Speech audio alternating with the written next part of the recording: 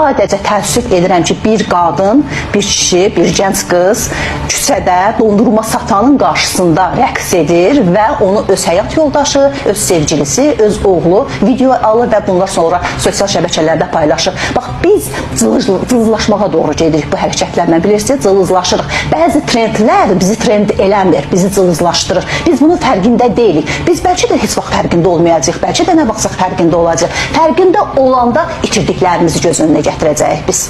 Biz Çin hardan gəlirik? Azərbaycanın hansı mentalitetindən gəlirik və gəldik harda dayandıq?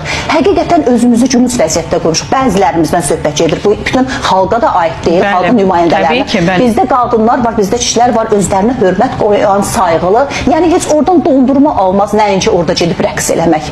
Baxın siz, görün bu nə deməkdir? Bizim qadın, Azərbaycan qadını gedir dondurma satanın qarşısında rəqs eləyir, onu da həyat yoldaşı çəkir, qoyur, video sosial şəbəkələrdə paylaşır. Olmaz olsun belə ailəni.